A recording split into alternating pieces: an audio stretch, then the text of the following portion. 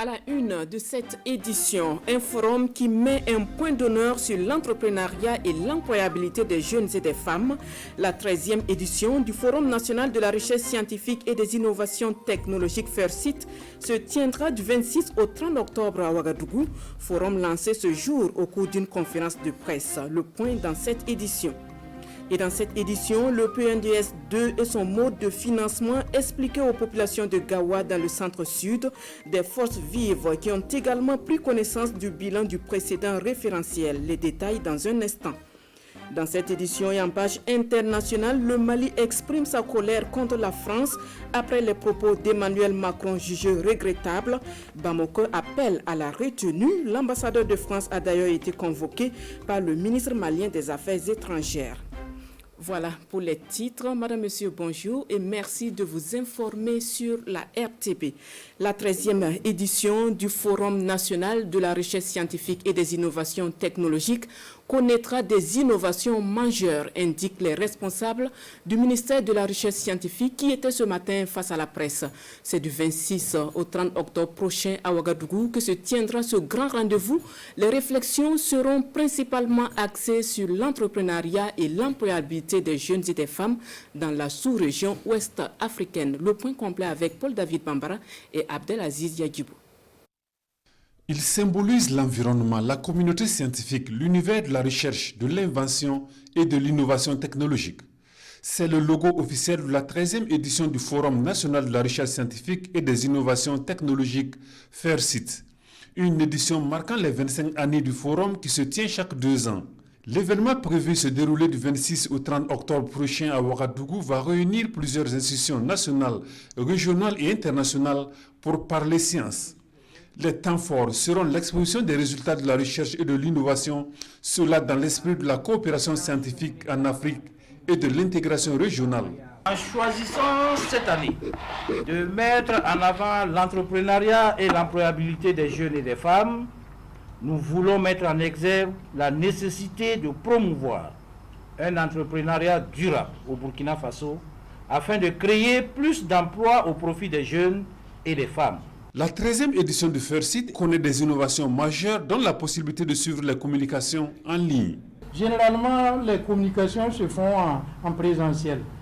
Et Covid aidant, il faut s'adapter. FAIRCIT se tient à la Maison du Peuple, généralement. Cette édition-là est organisée au sein de l'université Joseph Kizerbo, qui est la mère des universités. Tous les pays de la sous-région ont été invités. On a même invité le Maroc comme pays invité d'honneur. On organise cette édition avec l'IST, qui est une structure privée d'enseignement et même de recherche. L'autre innovation majeure, c'est la nuit dédiée à l'innovateur et au valorisateur. Les meilleurs résultats de la recherche seront aussi primés. À Gawa, dans le centre-sud, on parle développement à travers le plan national de développement économique et social PNDS 2. Les populations prennent connaissance des différents axes de ce référentiel de développement. C'est à la faveur d'un atelier régional qui a également permis de dresser le bilan du premier PNDS. Oumarou Sagnon et Lambert Soma pour le compte-rendu. Depuis la fin du mois de juillet, le Burkina Faso a un nouveau référentiel de développement. Il s'agit du 2e programme national de développement économique et social. À l'atelier régional d'information sur le PNDS 2, ici à Gawa, la délégation gouvernementale a abordé 3 points. Le bilan de la mise en œuvre du PNDS 2016-2020, il est important de montrer ce qui a pu être fait et ce qui reste à faire éventuellement. Et le deuxième temps fort, c'était effectivement la présentation des différents axes du PNDS 2. Et enfin, donc, le troisième temps, c'était la présentation des outils de mobilisation des ressources et la préparation donc, de la table ronde des bailleurs de fonds qui aura lieu en début décembre donc, en Belgique. Plus de 19 000 milliards seront mobilisés pour la mise en œuvre du PNDS 2 qui vise plusieurs objectifs.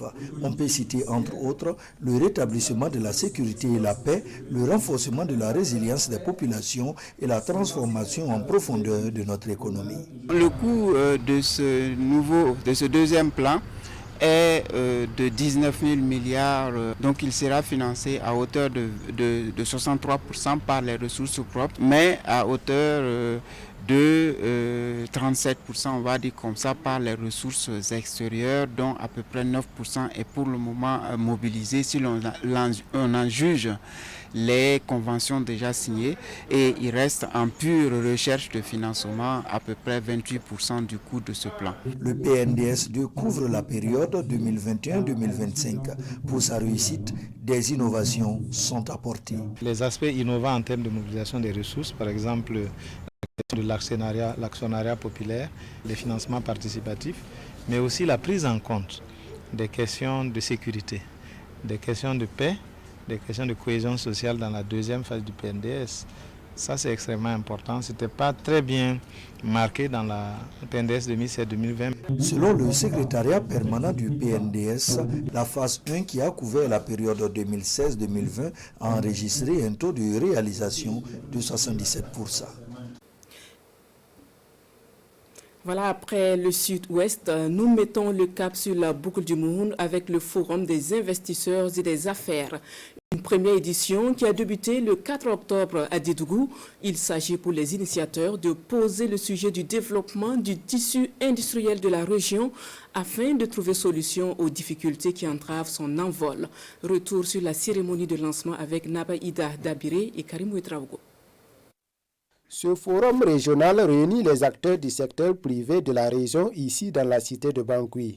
Il se veut un cadre d'échange et de réflexion sur les conditions de mise à niveau des investissements privés. Cette rencontre va permettre de poser les bases de relance et de modernisation des investissements. C'est l'occasion également de voir quels besoins d'investissement il y a à faire en fonction de l'existence des matières premières au niveau de la région, de la boucle du monde, et l'occasion de présenter les différents projets et programmes qui existent au niveau de la région de la boucle du monde afin de pouvoir justement trouver des partenaires et des financements pour la mise en œuvre de ces projets et programmes. Plusieurs thèmes seront donc développés à travers des panels pendant ces 2 jours de rencontre. Ça va être bénéfique pour les opérateurs économiques. Nous aurons le soutien certainement des financiers, des grands opérateurs du pays. Notre souhait est que des forats de ce genre puissent se tenir dans notre région, afin que nous puissions mieux se connaître et avoir des partenaires d'affaires pour mieux développer la région. Des recommandations et un schéma directeur sont attendus à l'issue de ce forum régional qui est à sa première édition. Dans le cadre de ce forum, une exposition vente de produits locaux est organisée du 2 au 6 octobre. Le CIFARM, Salon international des produits pharmaceutiques et du marché du matériel médico-technique, une trouvaille de l'agence Ariane Business Service pour répondre aux problèmes de santé de l'espace UMOA et promouvoir les nouvelles technologies, la e-santé notamment. La toute première édition du CIFARM va se dérouler les 7, 8 et 9 octobre prochains à Ouagadougou. Un rendez-vous du donner et du recevoir qui va regrouper tous les acteurs du domaine. Nous en savons plus avec Gérard Sommet et Oumou Sissé. Le Salon international des produits pharmaceutiques et du matériel médico-technique CIFARM, une tribune pour les professionnels de la santé, les fabricants de médicaments et les décideurs politiques. Les 7, 8 et 9 octobre prochains, ils vont faire le tour des problèmes de santé dans l'espace UMOA en vue de se partager les bonnes pratiques. D'autres objectifs sont également visés à cette première édition du CIFARM. Le CIFARM, c'est pour promouvoir les nouvelles technologies, notamment la e-santé dans les offres de soins. Et enfin, le CIFARM, c'est pour permettre aux décideurs de pouvoir faire un bon choix pour ce qui concerne l'achat du matériel médico-technique adapté, performant et de qualité. Pour cette première édition, la Tunisie est l'invité d'honneur. Un choix qui s'explique par plusieurs raisons. Nous avons opté pour la Tunisie pour privilégier les rapports sud-sud. La Tunisie, en matière d'industrie pharmaceutique, est très développée. La Tunisie, en matière de fabrication de matériel médico-technique, est en avance. Donc ce sera une expérience que nous allons partager avec la Tunisie pour pouvoir copier ce plan-là ici au Burkina Faso et dans l'espace UEMOA. En plus de la Tunisie, la Côte d'Ivoire, le Mali, la Guinée et la France seront présents. Le CIFARM, ce sont des rencontres B2B entre professionnels de la santé et des conférences publiques. Et il faut définitivement venir à bout de la malnutrition au Burkina. C'est en tout cas l'ambition affichée par l'ONG SOS Sahel Burkina, SOS Sahel, qui vient de lancer un projet pour accompagner les ménages vulnérables de la province du Ziro avec des repas équilibrés. Détail dans ce reportage de Paul-David Bambara et Estelle Judith Assokba. La malnutrition chez les enfants prend une proportion inquiétante selon les spécialistes du domaine dans les Ziro.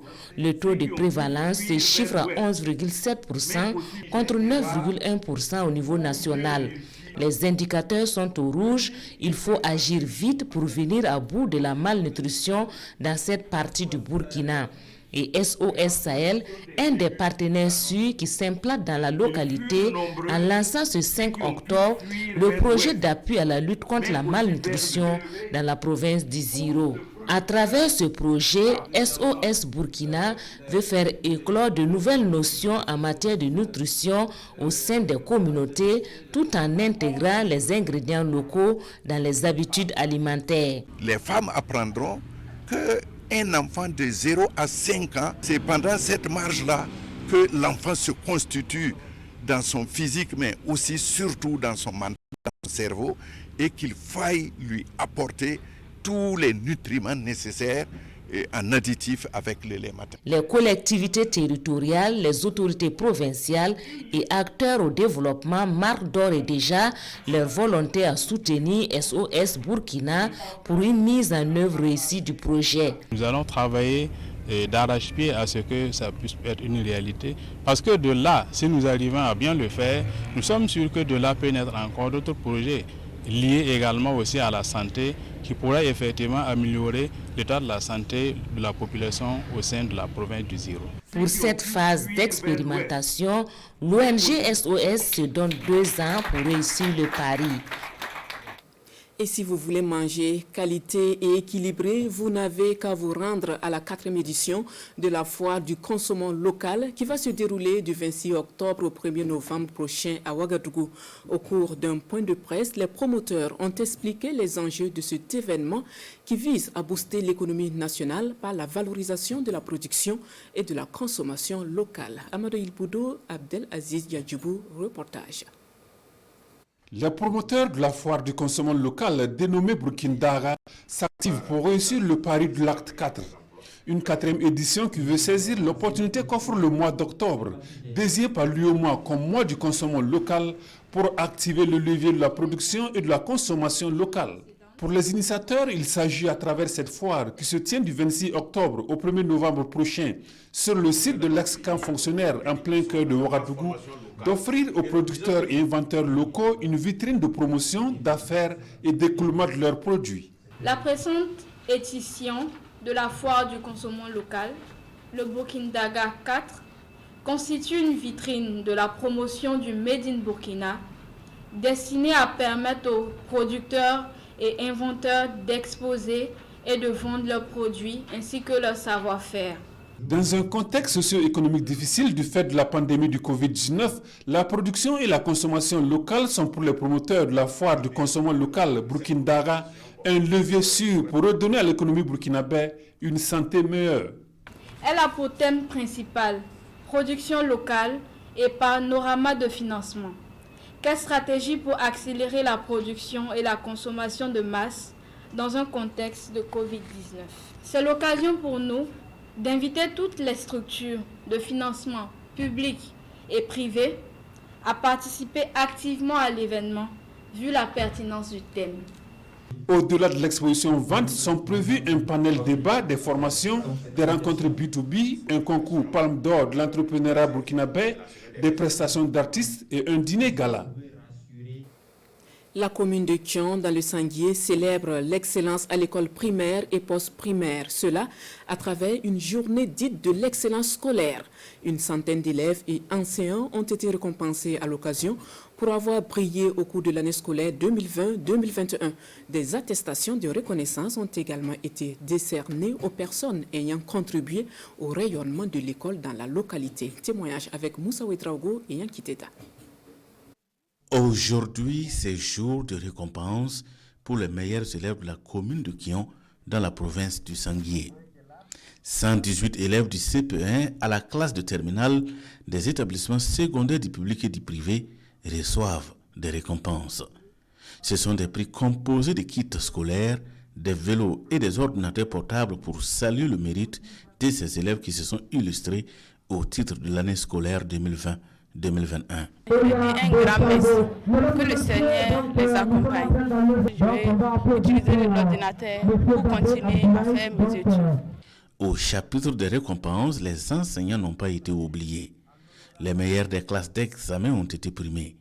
Ainsi, Barthélemy Ouedraogo, pour avoir obtenu un taux de 100% au CEP, reçoit un ordinateur portable et une moto. Ouais, c'est un sentiment de fierté et d'encouragement aussi. Et ce que je retiens de l'excellence, c'est une façon de dire que ce qu'on a fait, c'est bien, mais faites encore mieux. C'est à l'unisson que la commune de Kion célèbre cette première édition de l'excellence scolaire avec pour viser la qualité dans le travail au sein de la collectivité. C'est la promotion de l'excellence dans la commune de Kion afin d'avoir un capital humain favorable et puissant afin de préparer la relève. La commune de Kion compte 22 écoles primaires, 4 établissements secondaires dont 3 publics et 1 privé. Du sport dans cette édition avec des nouvelles des étalons depuis le Maroc. Le sélectionneur national Kamou Malo a réussi à mobiliser presque toute son équipe pour la première séance d'entraînement. Sur les 27 joueurs convoqués, seul Brian Dabo est toujours attendu à Marrakech. Le point de la séance avec nos envoyés spéciaux Salifou Belem et Jean-Modeste Ouedraogo. Détendus, souriants et quelquefois taquins, les étalons de Burkina Faso, presque au grand complet, affichaient une mine joyeuse à l'occasion de la rentrée des classes. Absent lors des 2 premières journées, Bertrand Traoré, le sociétaire de Aston Villa, tout heureux, retrouve l'écurie des étalons. C'est déjà un honneur, une fierté de retrouver la sélection, et de retrouver ses amis, ses frères aussi. C'est une fierté vu qu'on n'a pas l'occasion de se voir souvent quand il y a des sélections et qu'il n'y a pas de blessures.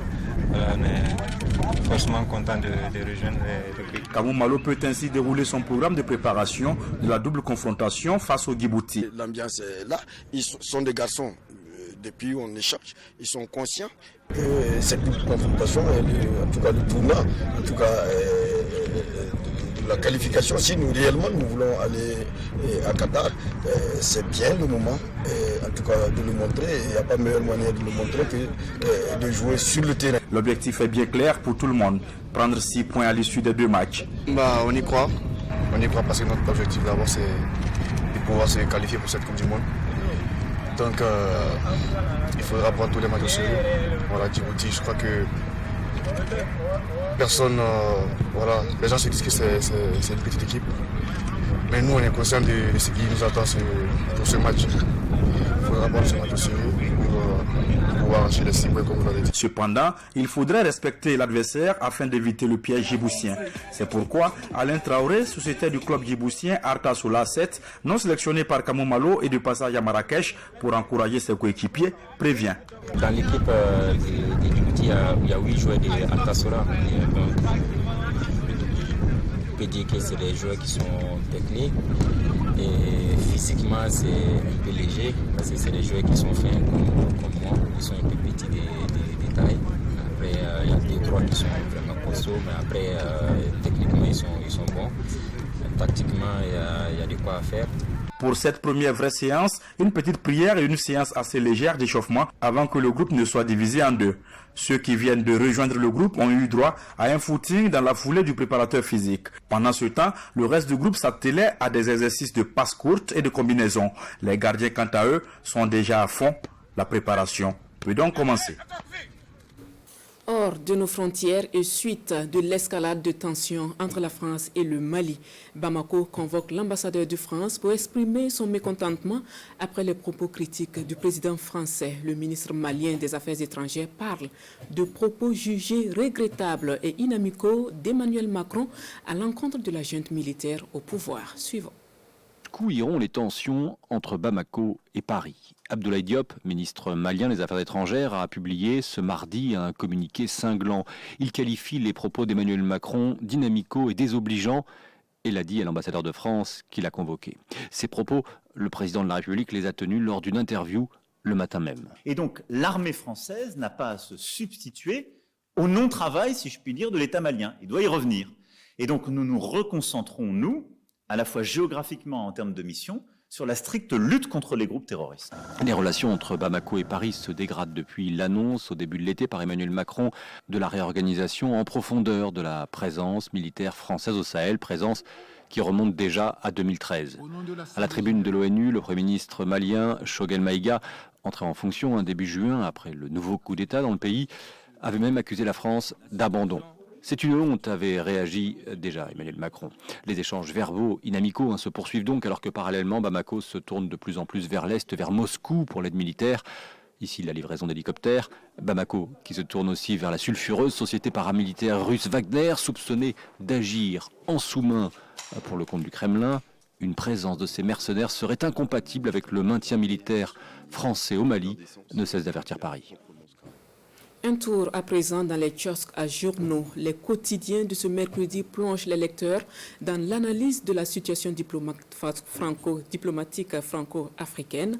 Ils jettent également un regard sur la marche de la coalition nationale des syndicats de l'éducation qui s'est déroulée hier à la faveur de la journée mondiale de l'enseignant. Les parutions du jour sont feuilletées par Ahadi Sandamba. Journée mondiale de l'enseignant, les 4 doléances des syndicats de l'éducation, titre l'observateur Palga. L'abandon de la répression au profit du dialogue franc, la rouverture de l'ensemble des établissements fermés, la prise de mesures pour le fonctionnement de toutes les écoles. De l'avis de Sidoya, toutes ces doléances sont placées sous le signe de la relance de l'éducation. Le corps enseignant souligne que pour mieux reconstruire le pays des hommes intègres, il faut soutenir les éducateurs et éducatrices et leur donner les moyens de mener la relance de l'éducation. Un document remis à l'issue d'une marche silencieuse, situation nationale oblige. Et cette option de marche silencieuse, en lieu et place d'une marche meeting comme prévu, est saluée par le professeur Alkassou Meiga, ministre en charge de l'enseignement supérieur représentant son collègue de l'éducation nationale en mission, renchéri aujourd'hui au Faso. Autre actualité du jour, Sidoya mentionne relations franco-africaines, je t'aime moi non plus, tout en faisant un rappel historique de quelques 3 faits, à savoir les propos d'Emmanuel Macron le 30 septembre dernier à l'égard des descendants de familles de la guerre d'Algérie, la semaine dernière à propos de la déclaration du Premier ministre de la transition malienne et en Centrafrique où la France indexait le pouvoir en place d'être au centre d'une campagne anti-française. Le quotidien d'État a conclu que bon nombre de pays africains ne sont plus disposés à supporter les humiliations de la France. Une situation qualifiée de Macron-Neri par l'observateur Palga. Le doyen des quotidiens estime que Macron n'est pas mieux qu'un Nicolas Sarkozy dans ses dérapages verbaux, car même ses compatriotes, il ne les épargne point. À l'Obs de conclure que cette attitude dénote d'une forme d'immaturité. C'est la fin de ce Midi Magazine. Merci de votre attention. 14h, c'est le rendez-vous avec nos confrères des langues nationales. Bon après-midi à tous.